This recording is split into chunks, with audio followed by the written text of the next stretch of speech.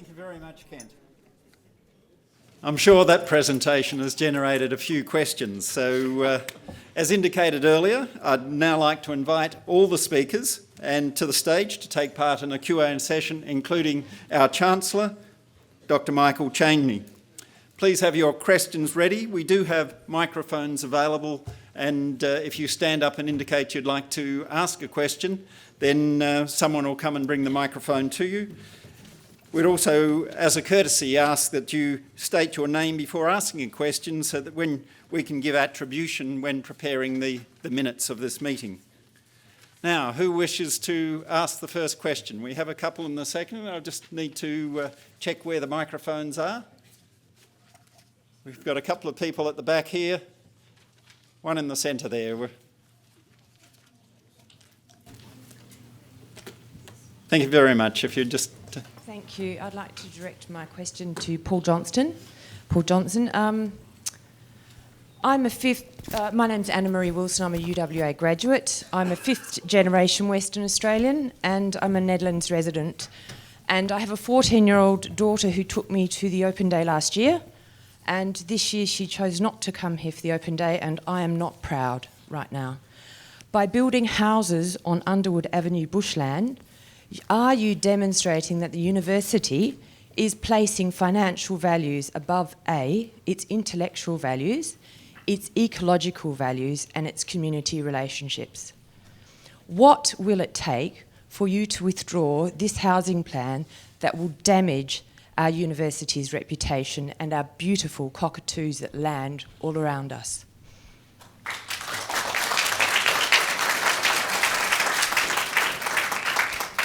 Well, is this working? Yes, it is, I think. Can everyone hear the Vice-Chancellor? Anna-Maria, thanks for the question. Let me just say the university isn't actually building anything at present, any houses. What we have done, as you know, the university received environmental approval from the state government a number of years ago to develop some land in Shenton Park. That environmental approval was for a fixed period which ran through to July of this year. The university also applied for and received from the WA Planning Commission a subdivision approval which runs through to 2018.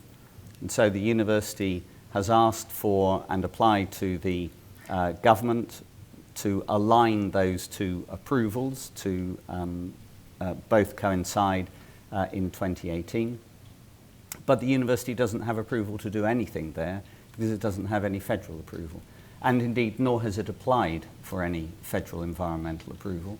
And the university hasn't taken any decision to do so. If it were to consider putting in any such application, then the university would go out and have some extensive consultation. So at present, nothing is in train. There is no permission that the university has to undertake any construction activity because there's no federal environmental approval. And Kent, you might like to say something because you've been talking to a number of groups about this. So I meet, I think, pretty frequently, about every 6 weeks, with Friends of Underwood, and I've enjoyed those meetings, and I look forward to continuing to have them. As Paul said, right now it's status quo. If the university were to seek to go forward, of course there would be a chance and opportunity for greater consultation, which I hope has begun with my conversations with the Friends. Okay, thank you. We have a microphone coming to you. Thank you very much. My name is Ross Bryant. I've always been very proud of the cultural life of UWA and the community and how it affects the community. And now I'm pretty worried. The reason for this is that I went to see a very good production by grads out at Stirling Theatre recently. I said to them, what on earth are you doing here? And they said, the university club's taken over all the venues at UWA and nobody can afford to hire them anymore. So UDS apparently does about one show a year. Grads, as I said, have had to go somewhere else. University extension has disappeared altogether. I've heard that the UWA publishing is under threat.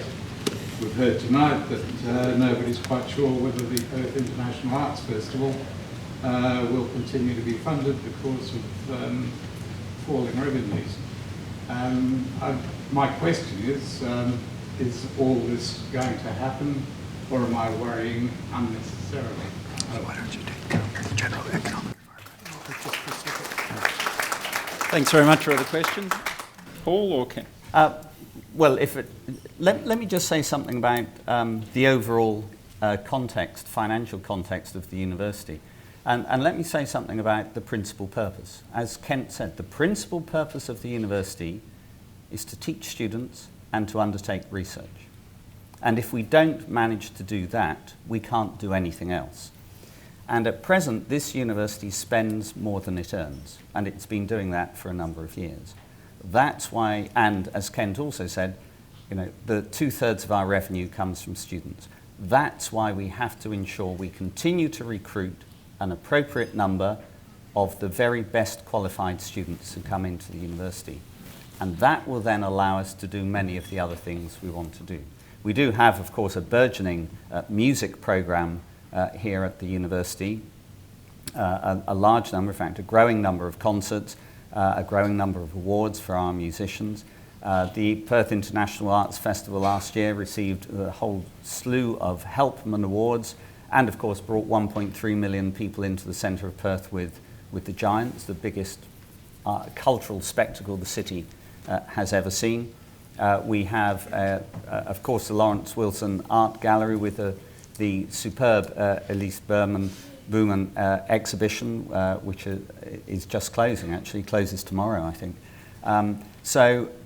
We continue to do a huge amount in the arts and cultural area, but it costs a lot of money. This university spends many millions, in fact, some tens of millions of dollars a year on artistic and cultural support for the community. And we have to, therefore, focus on ways of continuing to support that. And that's why I have to focus, as I say in the introduction to my report to Convocation, that's why I have to focus on ensuring we continue to recruit students. That's why I have to focus on ensuring that the university operates in a cost-effective manner.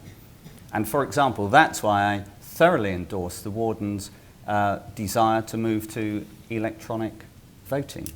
Every time Convocation spends $177,000 running a ballot, you are not supporting 35 students with $5,000 scholarships.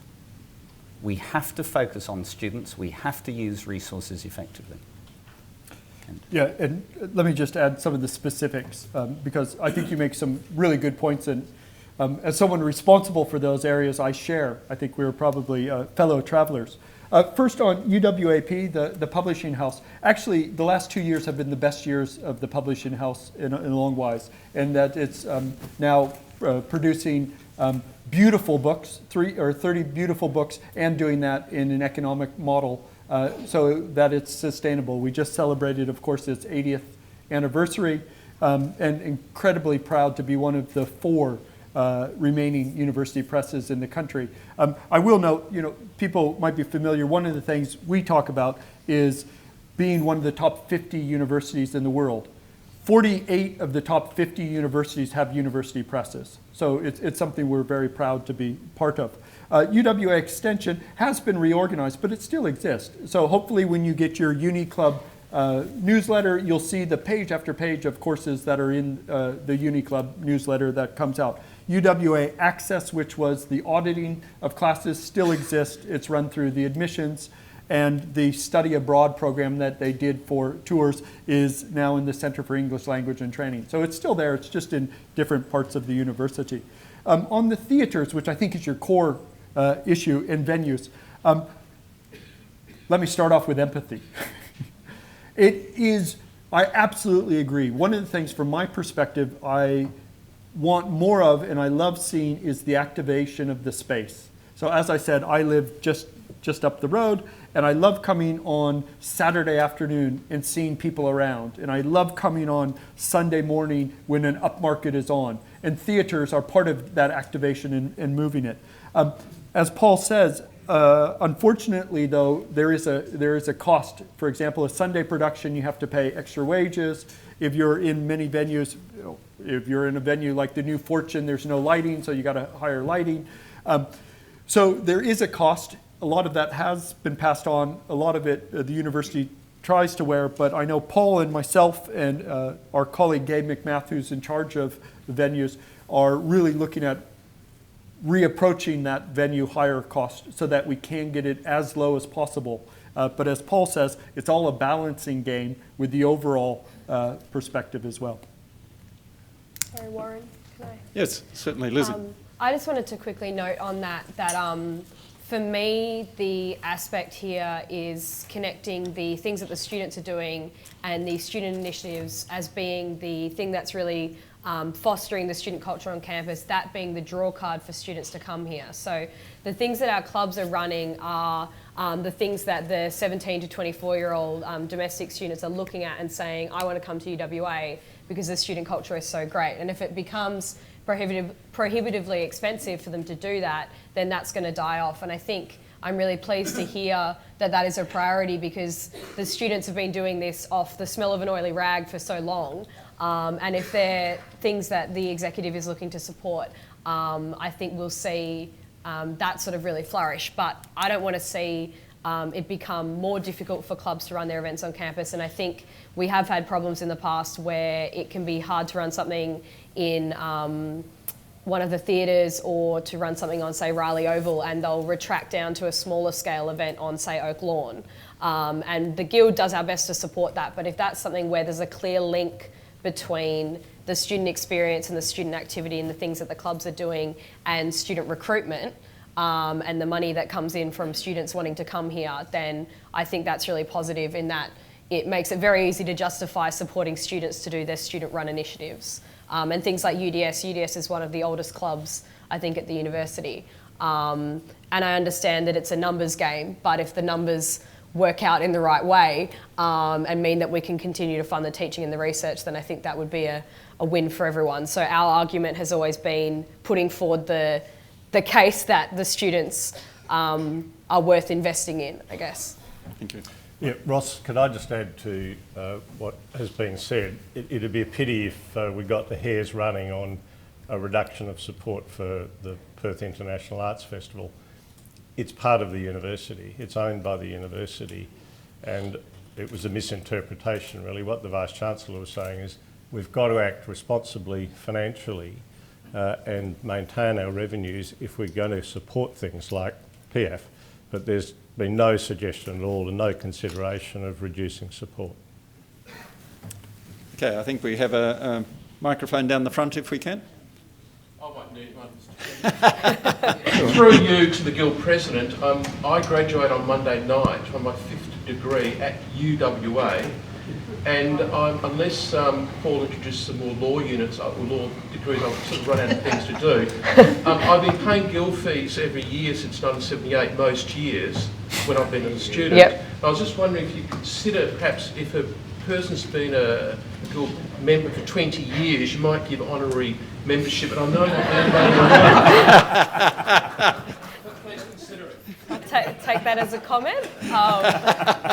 So congratulations on your graduation, and I didn't know that there was anyone who, I guess, had been a Guild member that long, so we'll feature you in our Guild alumni perhaps. Thanks very much. Other questions? Can we have the microphone? Oh, sorry, up the back there. We have someone with a microphone. Philip Shields, Convocation loyalist and now a student again. Just to focus back on the real core of that question, when it was first raised by the gentleman at the front, the key core was that since the university club has taken over these particular venues, the cost has become prohibitive for these initiatives which have been long-standing in the university. Now, when this particular club was built and they brought the people in to run it, the cost was so high that many staff wouldn't join, wouldn't come, etc., because it was such a shock from over here to this almost exclusive, prestigious place. Now, if you're going to bring the same mentality onto normal, I suppose, humble student activities, where they say at the beginning of every academic year that university is more than just the students going to lectures. There's this rich experience of activities, etc., which is an integral part. Please be involved in that as well as your lectures. And then you've got the university club coming in and making cost prohibitive for some of these. I think that's the core of the question. How did they get involved, and why were they let be involved? Because I get enough money from here. How do they get involved in things which involve students, where you've got to keep the costs down so that they can comfortably go in and do these activities? And I expect Lizzie, you as Guild President, would lead that to make sure that that situation is reversed. So my question is, how did it happen in the first place so these costs went up so far for normal student activities which have been happening for so many years? So, Paul. thanks for the question. A point of detail. The University Club just runs the University Club. The University Theatres that's run separately, and that's part of comes under the Chief Operating Officer. But the University Club is a separate entity with its own board of directors and so on. So there's a difference there. What I would say is that Kent and I are both looking at the structures around access and charging. In fact, I made my comment earlier about the work that Sue Boyd will be doing with friends groups and volunteer groups, because we want to try to make sure that those groups have ways of appropriately getting access to facilities, including meeting rooms, which is, in a sense, what the university needs to provide in return for all the benefit it gets from those friends groups and volunteers. So we're actively looking at that. I'm sure that by this time next year there will have been some significant changes. But I'd also just like to mention sport, because one of the other areas of contention and dissatisfaction has been the way in which sports and sporting clubs have been interacting with access to facilities. Until June of this year, what the university did was assign the management of its sports facilities, both at McGillivray Oval, the University Sports Park, and the Water Sports Centre here, down on the river, and the gymnasium facilities, to UWA Sports and Recreation, which was an independent association. Even though it carried the UWA name, it was not run by the university, it was not part of the university. As of the 1st of July of this year, that independent association has been closed down, and UWA Sports and Recreation comes back into the university so that we can actually manage the way in which the facilities are run. We are currently in the process of appointing a new manager of the university sports facilities, and we're also going to put underneath that whole structure the university swimming pools, which are down at the southern end of the campus, which have been run for many years completely separately from all the other sports facilities. So we want to get coordination around that, with the key objective of maximising student access and use of sporting facilities. Because some of that will be at the elite level, but a lot of it is at the social sports level. And if you come onto campus for much of the year, in the evening you will see endless five-a-side soccer groups playing and netball groups over in the tennis courts and netball courts and so on. And we want to maximise that. And that's why we've brought that group back into the university.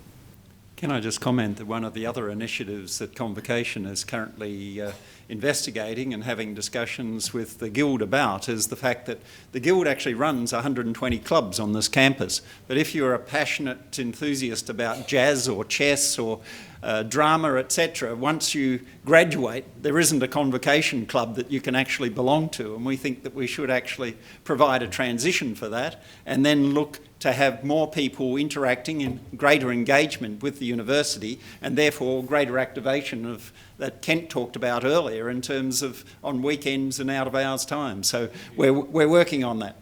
Devon, there's a microphone just coming behind you. Devon?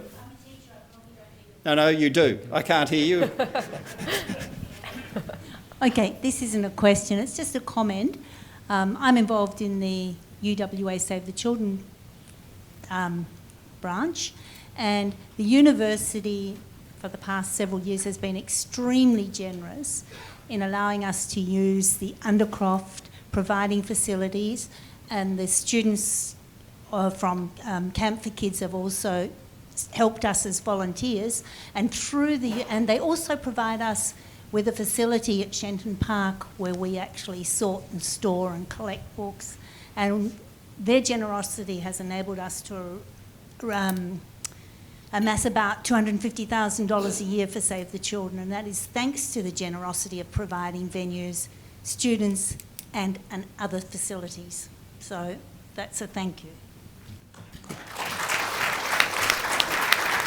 Just one quick thank you, Devin, for that. Can I just add to that? 51 years that relationship's been in place, and I just met with Rob last week to make sure that we can extend that into the future, something I think all of us are incredibly proud of.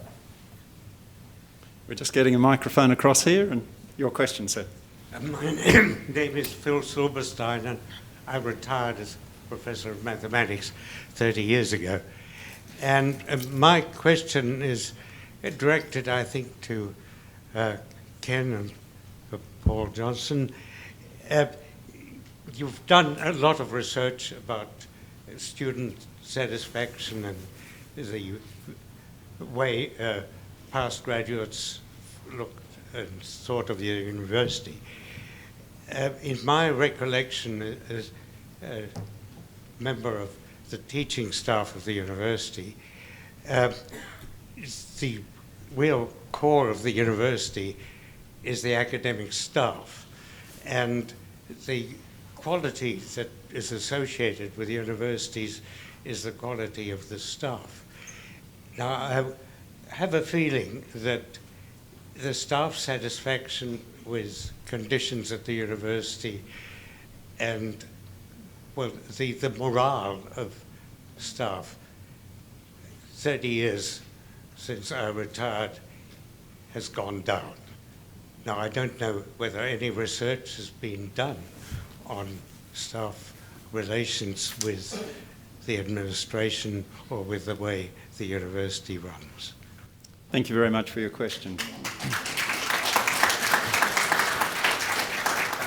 So the university conducts a staff climate survey once every 3 years, at least once every 3 years. So the next survey will soon be rolled out. So there was one done in 2.5 years ago. And I think those can be tracked back. My understanding is that they've been running for quite a long time.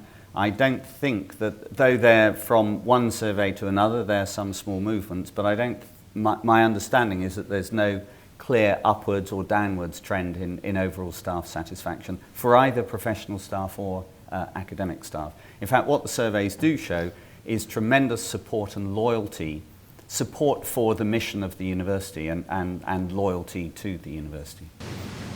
If I could add to this, I remember round about the time I retired, the term accountability was coined, I think, during the Fraser years of government.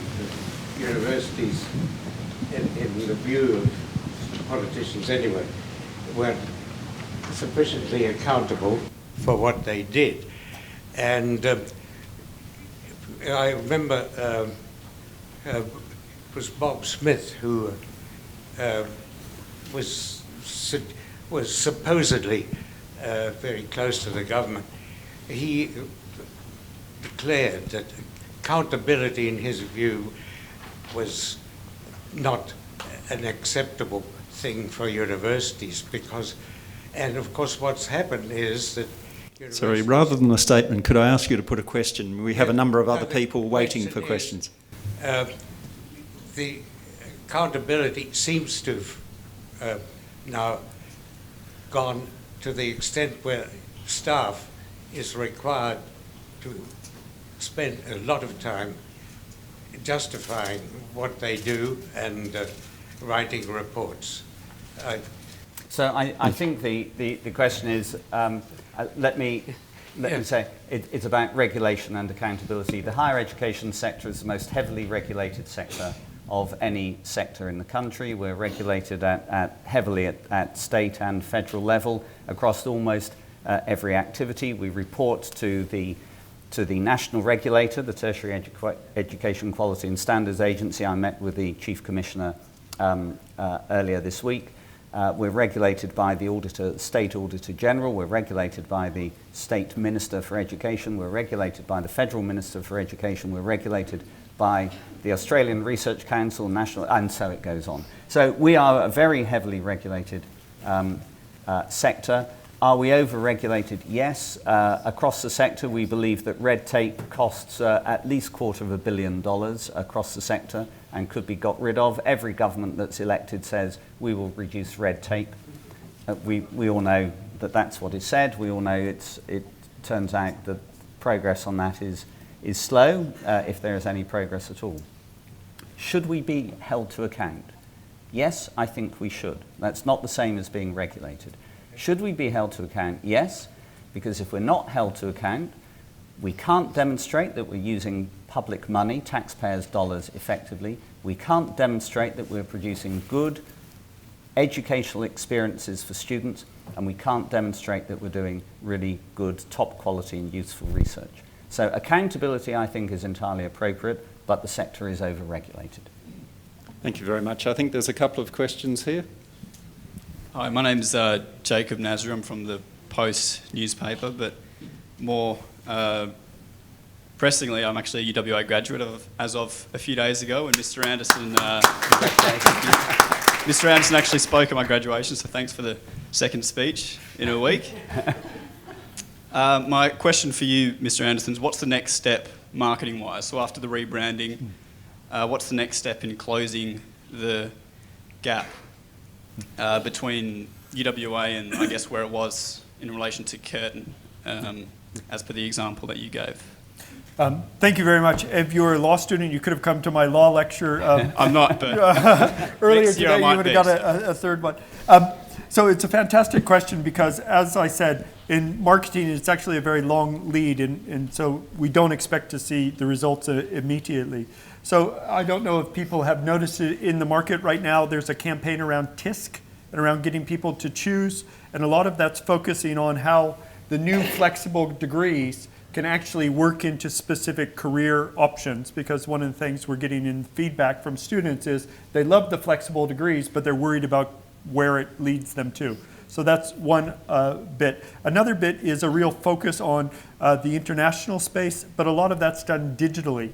So it's done with maximizing, if you go on Google, maximizing so you get hits and response. If you have a chance, please do look at it. We've got some fantastic new animated videos coming out online that are they're superb. So I encourage you to take a look at that. But thanks for the question, but more importantly, congratulations. There's a question down here, if we can just get a microphone down to the front here, and then over there. The lady in the orange jacket just here. Hello, my name's Ros Hart. I'm a science graduate of this university. My mother was also a graduate, and so are my two sons and my husband. Could we have some quiet, please? Can you hear it? Yes, we can hear you. Hear there me? are just others talking. If they could be quiet, that would be appreciated. Right, so I'm a proud graduate of this university, and I was very distressed when UWA was suggesting that they wanted to put houses on Underwood Avenue, which is a very valuable piece of excellent bushland. I suggest that UWA should make a research park, because we're talking about we want students. We live in this ancient land that we're very proud of. I'm a Kings Park guide, and I've learnt a lot in the last few years about how ancient our land is and how proud we can be of it. And there's a wonderful opportunity close to UWA where we could have students learning to revegetate. People may talk about revegetating bushland, but we don't know how to do it. We have no examples where it's been done. We are totally different to anywhere else in the world. So I would like to ask, is it a possibility to make a research park, involve the students, you could then involve the community, and I think you'd have a lot of much happier people. Thank you. Thank you very much for the comments. I think they're very interesting and insightful. As part of the engagement with Friends of Underwood, I'd love to meet with you and hear more about it. Okay, another question. I think there's been one over here on the side, so we'd like to hear what you have to say. The microphone's just coming down behind you. Be there in a second. Evening, just there. Oh, thank you. My name's Anne Gunson. Every year, every meeting I come here and I say, will someone put a disabled parking spot next to the Lawrence Wilson Gallery? And I'd just like to mention the Roman Archaeology Group raises money and pays for postgraduate experience at overseas archaeological sites. Thank you very much. We'll certainly look at getting that disabled bay sorted out. Warden, if I may, there is a disabled parking place on Fairway immediately next to the walkway that goes through to the Lawrence Wilson Art Gallery. Okay, we'll follow that up. But now, I think the other one was in the centre there, been very impatient, so yeah. Thank you. I'm Dennis Haskell. I'm fortunate enough to be mentioned in the Vice-Chancellor's report.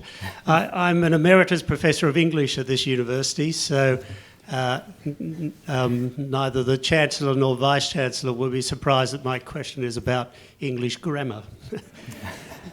While I was a Professor of English at the university, I participated in 3 reviews of English language skills at the university and chaired the last of them.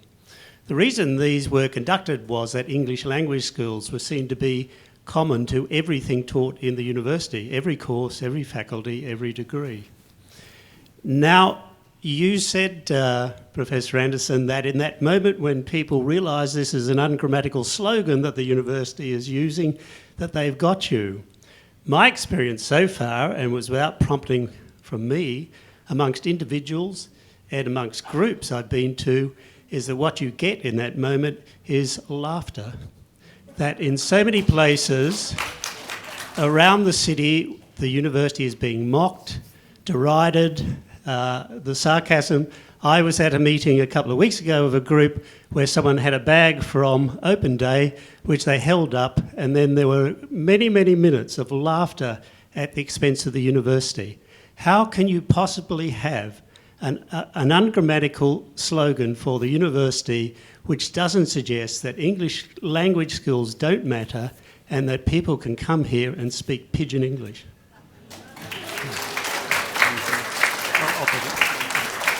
Can I, Dennis, perhaps I could answer that, because I think actually the presentation that was given explains it pretty well.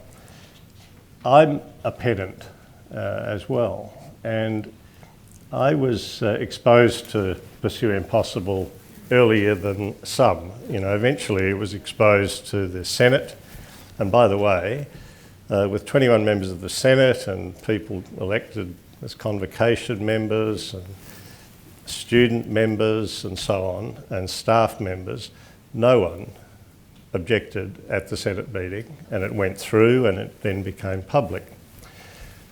I'm a pedant, and when I was first exposed to it, my immediate reaction was, what happened to the definite article? And we discussed it, and I had an explanation about focus groups and research and so on. And the reason I accepted it is that I long ago stopped trying to second guess brand developers and marketers. I've got no expertise in that area, and what I've seen in the past is brands and slogans, and this is not a slogan but a statement, which looked strange at first glance, which became very successful. I remember when the Bank of New South Wales changed its name to Westpac, and my reaction was, this is completely stupid. What is it? Well, it was supposed to be Western Pacific. What's it got to do with the Western Pacific? You know, it sounds like the islands and so on, and it's an abbreviation, and it sounded odd. Well, today no one thinks that at all. Interestingly, I was in Sydney the other day, and I picked up the Australian, and at the bottom was a blue banner with the badge and with Pursue Impossible, and a few lines about Einstein and Fiona Wood concluding with, what's your impossible? And what struck me was how it struck a chord with me, that I've become used to it, and it's become a tagline which actually means something, backed up by the research and so on. Now, it is a fact that people who are older have that initial reaction. And I think you, frankly, are moving in more rarefied circles where people like to have a bit of a joke about it and it's non-grammatical and so on. I happen to think now, as pedantic as I am about grammar, that it is a very successful campaign, and I take my hat off to people who've developed it. Now, I see you'd like to respond to that. We'll get the microphone. Your nearest microphone may be behind you. Can you think, I mean, your experience is not my experience, Michael, and it's not only older people I'm talking about, it's younger people. My sons have reacted this way, who are both Murdoch graduates, I might say. Can you think, Michael, of another example of a slogan for any organisation or a name that actually works against a key aspect of that organisation's activities? Well, I think probably the best university in Australia today is Melbourne University, and their equivalent that they've come out with is Dream Large. And when I saw Dream Large, I had exactly the same reaction. Gosh, that's a pretty strange thing for Melbourne University to be saying. I'm sure the research is similar, the rationale is similar, and I think it will be as successful. Thanks very much. We have one other question here who's been very patient as well. Yeah, thank you. Could you please stand up and... my name is Emma Denby. I graduated from cognitive... Sorry, could you just start again? I graduated from cognitive science, and since then I ventured into law. I wouldn't have done that if I hadn't studied cognitive science, I don't think, because I didn't feel confident enough before, and I didn't even consider it. But anyway, I have several questions. Could we just take them one at a time then, if you wouldn't mind? I have one controversial question. The first one is internationalisation. We seem to be focused on China quite a lot. Doesn't the rest of the world exist? We do have a source of languages in our Convocation community, so why shouldn't we source out the languages, including Pidgin, if need be? Why not? Given the timing, could I just ask that you focus on one question? We're happy to answer it, that's please. the first one. What have we done to resource the languages that we have and use them? Now, you can't expect everybody to work as a volunteer. You need to be prepared to pay them as well. So that's one question. The other Okay, could we question- just take that one at a time, please? So the question is regarding resourcing of language studies at UWA? No, the languages, people who speak different languages, Pidgin, English, Australian, you name it. Others, Portuguese, Spanish, French. I'll bow to Konkani. Professor Kent Anderson, who speaks far more languages than I do. But, ご質問ありがとうございます。私は実は日本語がペラペラにMuito obrigado, senhor. Muito だから実は私は本当に外国語がものすごく大事なことですから。Muito obrigada. So No entanto. I did want to speak to you in Japanese, which is the language we speak at home, because I think we do have a deep value for it. One of the wonderful side effects of changing to the new courses model in 2012 is while language learning across the country has actually had a decline, at UWA we've had a sharp uptick. And so we can have a number of examples, but the best example is actually Korean language. So we went from having no Korean language program to introducing one, which is now the largest in the country. And it's actually wonderful. Most of the students in the first year are coming from the sciences and engineering. So I think we have a wonderful story to tell. There is, of course, a wide variety of languages in the communities, and we need to celebrate all of those. And I'm proud to be a part of the language community at UWA. That's nice. Could I ask, I'm sorry, we've now got to a point where we're running out of time and we have a whole group of people willing to come in and Okay, so standing between a drink and a You don't want to feed. hear the controversial question. It's about someone asked me to ask this question because they were. Could I suggest that you come down and we'll have a discussion following the meeting, if that's We okay? won't ask that We're question. very interested in the questions, and I'm also... What's happened to the flipped classroom? Flipped classroom strategy? Given that we're not going to have a lot of students attending lectures, we're providing more online services, iLecture and that type of thing. So, could I suggest we're very interested in the question and providing you answers, but I'm also very aware that we've had an experiment tonight to have the group and the Q&A session, but there is a time limit, and I'm aware that a number of people are indicating they're about to leave. some questions have taken a long time to answer and didn't. I agree. I didn't mean, need we'll to take be. feedback. I'm very happy to have feedback Because on I'm how now long we rushed. should go, but I'm watching the body Okay, language thanks. here, and I think having one question from each person is adequate. But on your behalf, I'd like your views on whether you'd like to see this continued. A number of people are indicating that by having drifted off, that maybe we should have just had the questions at the end. I'd welcome your views forward, but given that we now have staff who are bringing in food and drinks, I'd like to conclude the proceedings, if I may, and therefore on...